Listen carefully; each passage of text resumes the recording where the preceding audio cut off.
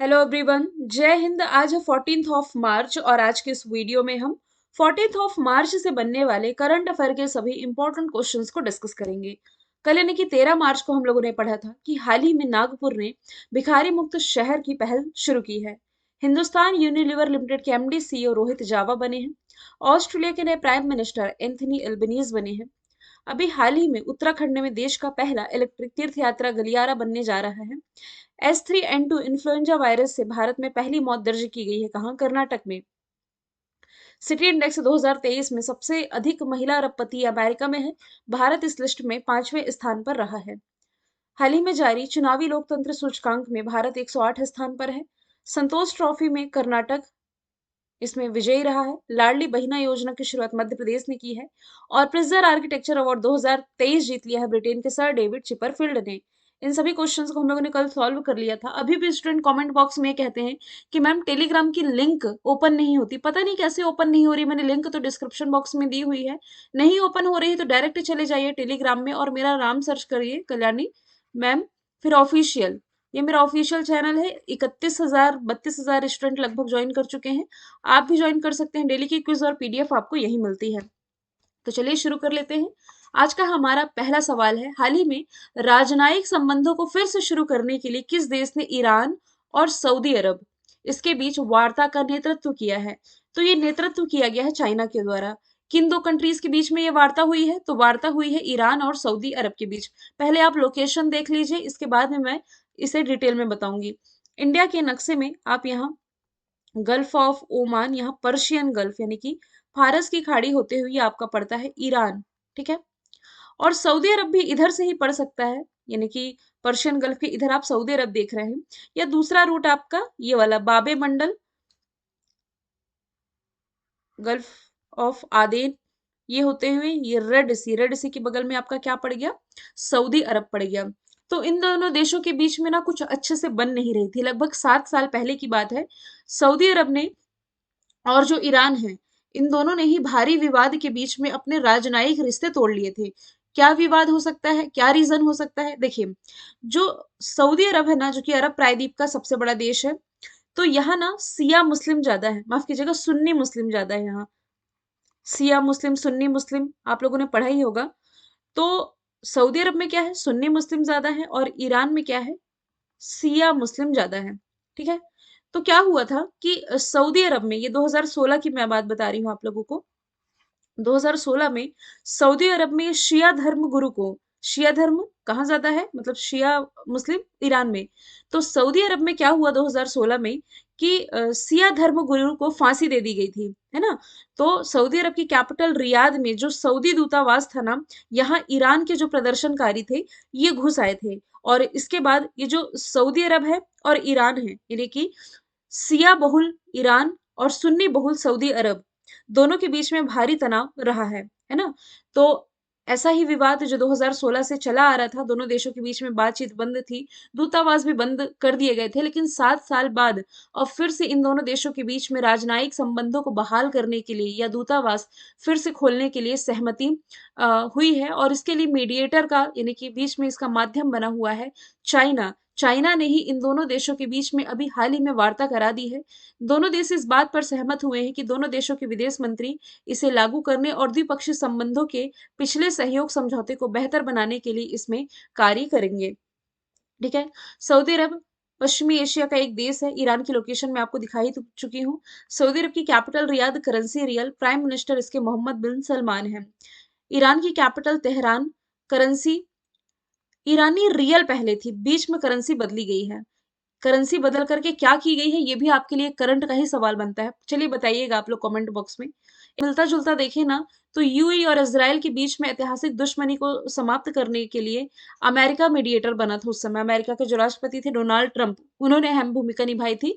तब जाकर के यूएई और इसराइल के बीच की दुश्मनी खत्म हुई थी। सेम वैसे ही आप रिलेट कर सकते हैं कि ईरान और सऊदी अरब के बीच की दुश्मनी को खत्म करने के लिए अभी हाल ही में चाइना ने अहम भूमिका निभाई है। आगे चलते हैं।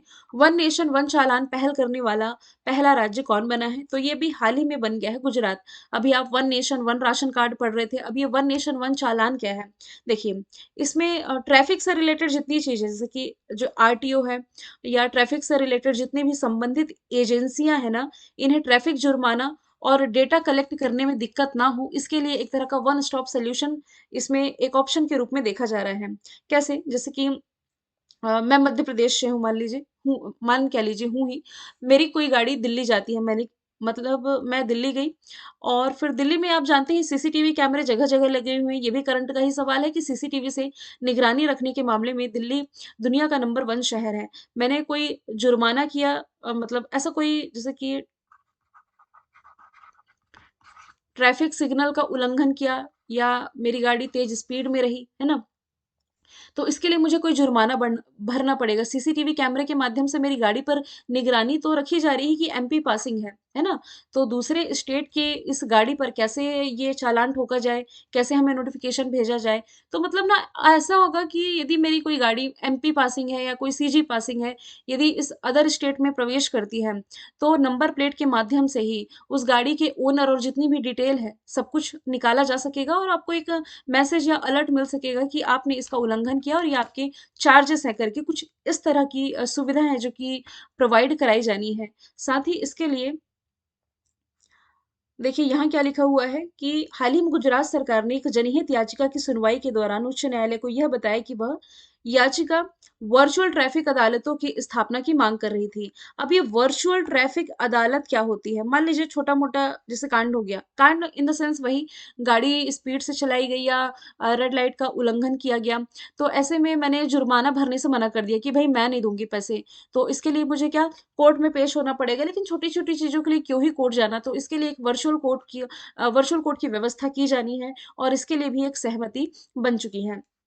तो सड़क परिवहन और राजमार्ग मंत्रालय, जो कि नितिन गडकरी जी के अंडर में आता है, इन्होंने वन चालान वन पहल एक ऐसी प्रणाली बनाने का प्रयास कर रही है जो कि सीसीटीवी नेटवर्क के माध्यम से यातायात उल्लंघन का पता लगा सकेगी। तो यही है कि वन नेशन वन चालान पहल करने वाला पहला राज्य गुजरात बना है, जिसकी राजधानी गांधीनगर है। अमित शाह जो कि गृह मंत्री है, इनका निर्वाचन क्षेत्र हो जाएगा। गुजरात की जामनगर रिफाइनरी आप लोगों ने पढ़ी ही होगी। सोमनाथ मंदिर, गिर का सोमनाथ मंदिर, इसके जो अध्यक्ष हैं, ये प्राइम मिनिस्टर नरेंद्र मोदी हैं, और मोरारजी देसाई के बाद सोमनाथ मंदिर ट्रस्ट के अध्यक्ष बनने वाले ये भारत के दूसरे प्राइम मिनिस्टर हैं। दुनिया का पहला सीएनजी पोर्ट टर्मिनल कहाँ? गुजरात भावनगर में स्थापित हुआ है। मोरबी में माछो रिवर पर जो पुल हादसा हुआ था ना, जिसमें सैकड़ों लोग मारे गए थे, तो ये आप यहीं से रिलेट कर सकते हो। फुल आर्म ट्रांसप्लांट वाला भारत का पहला राज्य, जिसने कि फुल आर्म ट्रांसप्लांट किया, ये केरल था। आर्टिफिशियल इंटेलिजेंस और साइबर सिक्योरिटी पॉलिसी लागू करने वाला पहला राज्य तमिलनाडु है। क्योंकि क्वेश्चन ही पहले राज्य से पूछा जा रहा है, इसलिए ऑप्शन भी मैंने कुछ ऐसे ही सेट किए हैं। पहला मिलेट प्रोसेसिंग प्लांट, ये छत्तीसगढ़ के कांकेर में स्थापित किया गया है। आगे चलते हैं। दुनिया का सबसे लंबा रेलवे प्लेटफॉर्म का उद्घाटन कहाँ किया गया है? मैं आपको सालों से बताते आ रही हूँ कि दुनिया का सबसे लंबा प्लेटफॉर्म बनकर के तैयार हो गया है, तैयार हो गया है, लेकिन अब फाइनली इसका उद्घाटन भी कर दिया गया है प्राइम मिनिस्टर नरेंद्र मोदी जी के द्वारा, कर्नाटक में। पहले इसका नाम ना हुबली रेलवे स्टेशन था, जो आप हुगली पढ़ते हैं वो कोलकाता का है। इसका नाम पहले हुबली रेलवे स्टेशन था।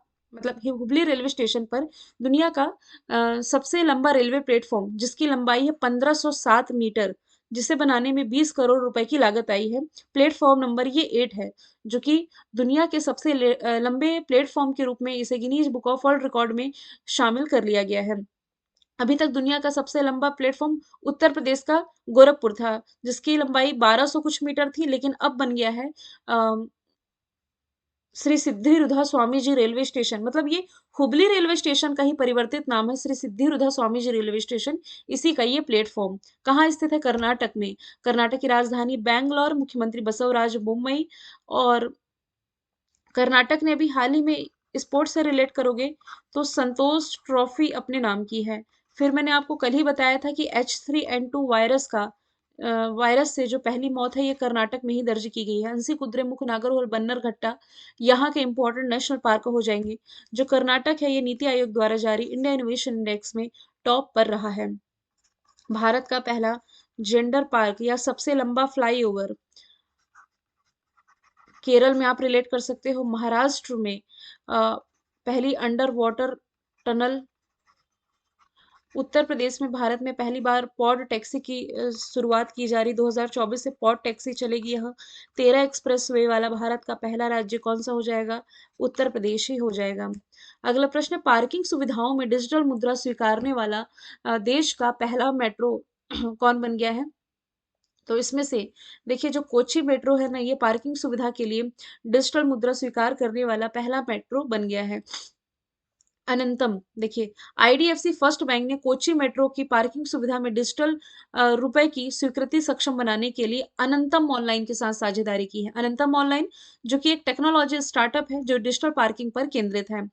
तो इस पहल की मदद से कोची मेट्रो के उपयोगकर्ता अपने संबंधित बैंक के सीबीडीसी, सीबीडीसी क्या है? सेंट्रल बैंक डिजिटल करेंसी, इसके वॉलेट से भुगतान कर सकेंगे। और ऐसी फैसिलिटी देने वाला जो पहला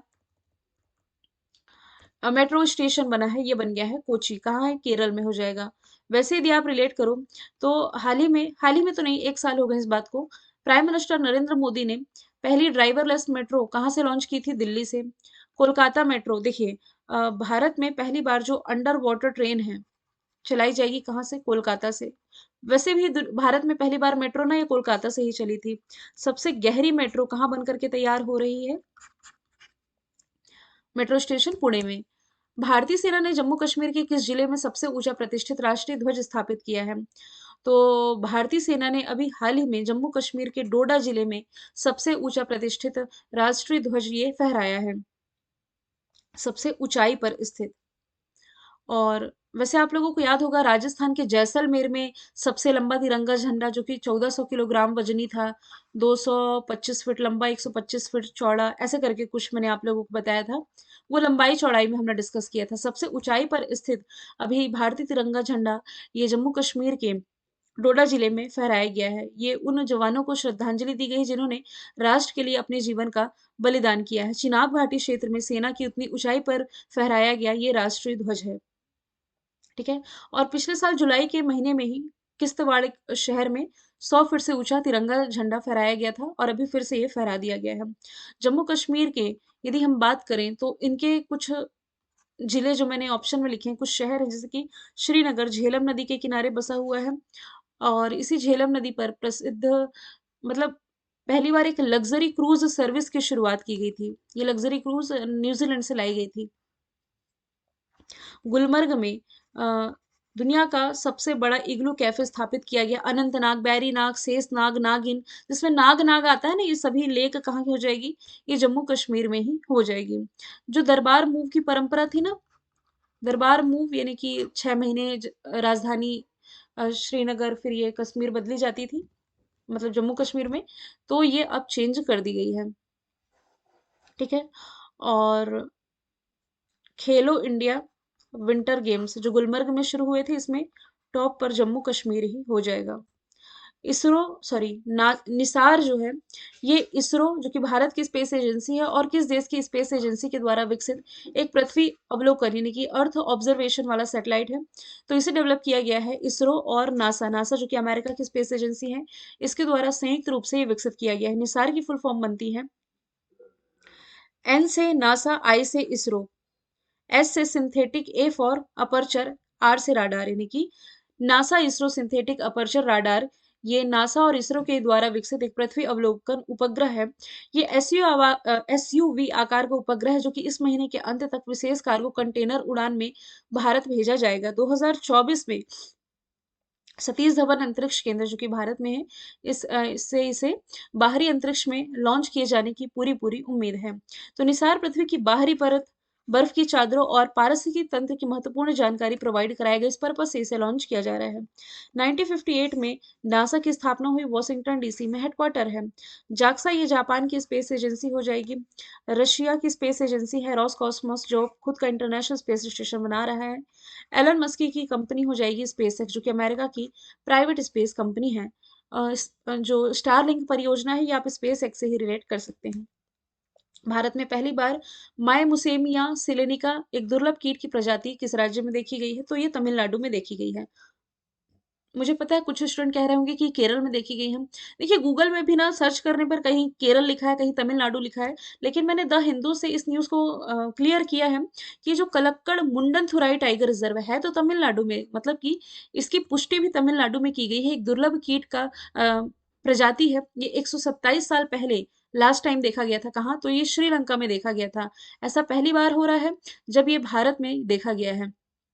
तो ये जो माई म्यूसेमिया सेलेनिका, ये कीट की ही एक प्रजाति जो कि आप इमेज में देख पा रहे हैं, इसकी कैटेगरी भी लिखी हुई है।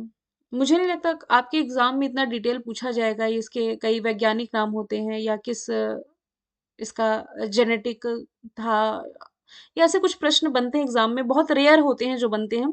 तब भी मैंने एडिशनल तौर पर लिख दिया है कि कुछ छूटे ना। पीडीएफ में आपको मेंशन कर दिया जाएगा।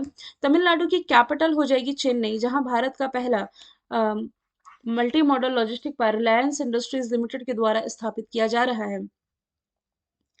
तमिलनाडु ने भारत का पहला ऊर्जा द्वीप बनाने के लिए डेनमार्क के साथ समझौता कर लिया है।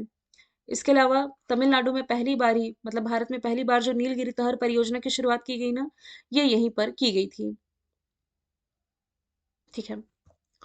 छत्तीसगढ़ की यदि मैं बात करूँ तो यहाँ भी कोई खोज हुई है, बिल्कुल हुई है। दुर्लभ ना नारंगी चमगादड़, आप लोगों को याद होगा कुछ दिन पहले मैंने बताया था, ये यहाँ देखा गया।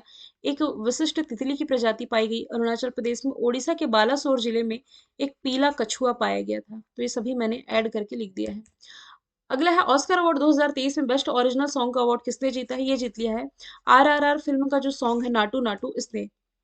अभी 95वें क्रम के ऑस्कर अवार्ड प्रोवाइड कराए गए हैं। आपको मालूम है भारत में फिल्म जगत का सर्वोच्च सम्मान दादा साहब फाल्के अवार्ड है। पूरे वर्ल्ड में देखें तो ऑस्कर अवार्ड है। इसकी कुछ कैटेगरी जिसमें कि बेस्ट ओरिजिनल सॉन्ग का अवार्ड जीता है भारतीय फिल्म नाटू नाटू ने।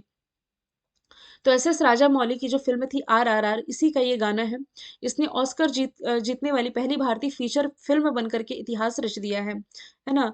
और इसके जो गीतकार हैं ये संगीतकार किरावनी, इनसे भी सवाल बन चुका है।